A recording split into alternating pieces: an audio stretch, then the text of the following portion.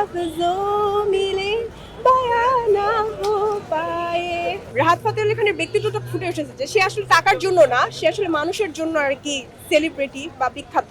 এটা এখানে তার ম্যানারটা খুব সুন্দর। तुम जो है जिंदगी में बात बन गए এটা तुम শুনলে जो है দুজনের একই পছন্দ বলতে পছন্দ। এটা শুনলে আমরা অ্যাটাক খেয়ে যাই, এটা শুনলে আমরা লিটারালি অ্যাটাক খাই, আমরা অ্যাটাক খেয়ে যাই এই জন্য। অ্যাটাক খেয়ে যাই। না ছেড়ো হামে হাম সাতায়ে তুমি। হ্যাঁ, ওনার গান অনেক শোনা হয়, মানে ম্যাক্সিমাম টাইমে ওনার গানই শোনা হয়, কারণ ওনার গানের মধ্যে একটা ইমোশন কাজ করে যেটা অন্য গানের সাথে যায় না। অনেক এক্সাইটেড, কারণ এরকম যে মানে সৌভাগ্যটা হয়েছে এটাই অনেক লাকি। আমি 100% এটাকে সম্মান করি, আর উনি যে এটা থিঙ্ক করছে বাংলাদেশকে নিয়ে এটাই তো অনেক।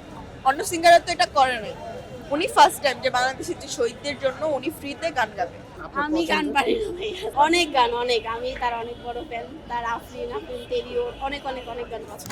অনেক বেশি এক্সাইটেড, অনেক বছর পর দেখতে আসছি। গান গাইতে গেলে অনেক বাজে, সিম্পল একটা ওয়ার্ড বলবো, সেটা হচ্ছে feeling so good, that's it, আর কিছুই না।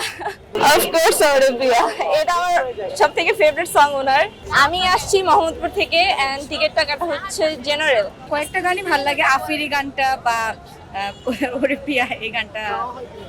আর রাহাত ফাতে আলী খান আমার পছন্দের একজন সিঙ্গার, হিন্দি গান মানে ওই ভাষা আর কি, তো সেই নিয়ে এক্সাইটেড। আর তাছাড়া হচ্ছে যে এই কনসার্টে তিনি কোনো পারিশ্রমিক নিচ্ছেন না, পাশাপাশি হচ্ছে কনসার্ট থেকে যে টাকাটা আসবে সেটা জুলাই অভ্যুত্থানে আহতদের জন্য ব্যয় করা হবে। এবং ওভারঅল এটা আসলে বাংলাদেশ পাকিস্তানের একটা হয়তো নিউ রিলেশনশিপ হয়তো যাবে, একটা বোঝাপড়ার দিকে, ওটার একটা সাইন হয়তো বা আমি আশা করতেছি, কারণ বিজনেস অলওয়েজ গুড। আমি যেহেতু ইকোনমিক্সের স্টুডেন্ট, বিজনেস অলওয়েজ গুড, তো সেটা ওদের সাথে আমাদের আগে হয়তো অনেক কিছু ছিল, কিন্তু এখন তো এই সব কিছু মিলে আমি মনে হচ্ছে এটা একটা সব কিছু মিলে একটা গুড সাইন কনসার্টটা। তো আমিও এক্সাইটেড কনসার্ট শোনার জন্য, এত বড় পরিসরে কনসার্ট আসলে শুনি নাই আমি। যে সেলিব্রিটির জন্য আমি এসেছি সে এবার হচ্ছে কনসার্ট বিনামূল্যে করছে, সেটা একটা ভালো লাগা যে আমার পছন্দের শিল্পী বিনামূল্যে একটা কনসার্ট করতেছে, আর আমার টাকাটা একটা ফাউন্ডেশনে যাচ্ছে।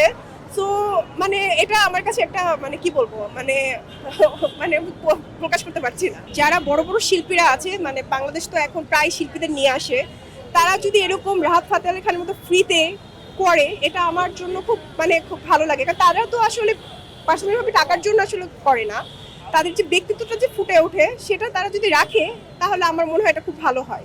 আমি তো খুব এক্সাইটেড হয়ে আছি, কখন কনসার্টটা দেখবো। খুব ভালো লাগতেছে, মানুষকে হেল্প করাতে আরো বেশি ভালো লাগতেছে। মুখে মুখ মিলাবো, গান গাইবো, সবাই মিলে এটাই তো করি, গান গাবো বেশি বেশি। এলো মুক্ত চিন্তার স্বাধীন দৈনিক খবরের কাগজ। এখন খবর হবে নিখাত, নির্ভীক, নিরপেক্ষ।